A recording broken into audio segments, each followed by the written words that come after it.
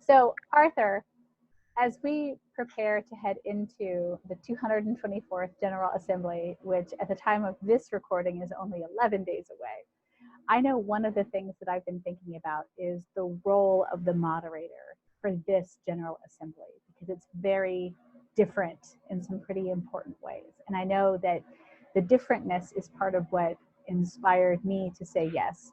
And I'm interested in hearing more about your understanding of the co-moderator servant role for this year. Thanks, Marie. I think one of the key things for the moderators to realize is the intense sense of frustration and longing and upset at what could have been that we're not going to have at this assembly. I have been an overture advocate a couple of different times. I know the overture advocates are feeling incredibly frustrated. Their opportunity to make their case is in the committee meetings, and that's gone away. So this assembly won't get to hear from the folks who have shepherded overtures through their individual sessions and then through their presbyteries, and found other presbyteries to sponsor things with them, and built real momentum and interest and enthusiasm around having the church be responsive, and now to be told, well, that's just going to have to wait. And that's extremely frustrating. And I think that if we are selected as moderators, one of the things that I know that we'll try to do is to look after the commissioners and have a lot of forbearance and a lot of mercy, because we know that they come from a place of hurt and loss coming into this from the very beginning. And what we want is for the General Assembly to come together as the church and be responsive as much as we can as the church, and listen to each other and make sure that everybody gets a chance to be heard, and that there's fairness. When I was moderator of Albany Presbytery, we went through a period of very great distress and antagonism. And the most important thing that we could do was to listen and let people know that they were heard.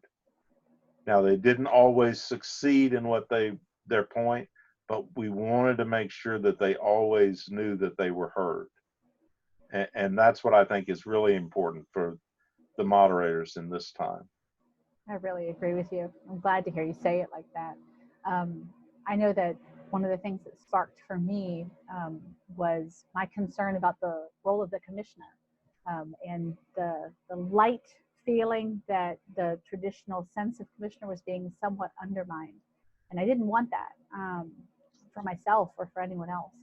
And so when I realized what the COVID-19 crisis is doing to our General Assembly, as well as to our churches and the country as a whole, I know I felt very motivated to respond. Like you had the experience of moderating Albany Presbytery in a time of crisis, and I've had that experience of moderating a church in crisis.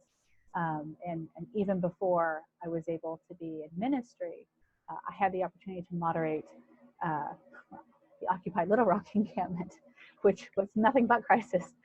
What was really helpful about that experience was being able to step into a space and help a group of people make sense out of their collective will to be decent and organized, and do what they could with the space and the context that they had. And so I find myself being really grateful for the Presbyterian Constitution, for what it allows us to do and even what it doesn't allow us to do, and that there's space for mourning and lament about what we'll lose in this General Assembly, the one-on-one interaction, the ability to make new friends and meet the old, all the working committees. I'm deeply sad for that loss. But I'm also grateful that we are the first denomination to say, let's try it. And that it is our polity and our constitution that gives us that ability to step out in faith and trust the Holy Spirit will be present through the Zoom screen. And that we will be able to get important work done on behalf of the entire body of the church. And so I have great hope for this to still be the General Assembly led by the commissioners, and for the co-moderators to be completely given over to that fairness and the leveling, and making sure that people understand how to engage and how to be a part of this process through Zoom and PCBiz. And I think we've been blessed in that we've been using PCBiz for many, many General Assemblies now. And while it will be new to some, it is not completely new.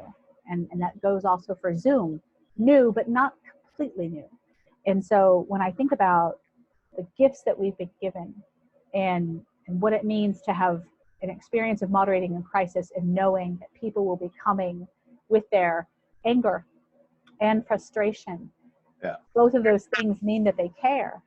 And we can work with caring, even if it doesn't take, the usual form of a friendly dinner or a glass of wine afterwards. Knowing that people are still coming, still making the effort to be a part of this General Assembly. I have a lot of hope, and I have a lot of, I dare say, confidence that the best parts of being Presbyterian will be made known in this General Assembly. It will put us all to the test, to be certain, but I guess I'm grateful for the opportunity to be a part of history, and just being at this General Assembly. And I'm grateful to be here with you too. And I'm so grateful to be here with you and with all of y'all. Thank you. Everybody, thank you.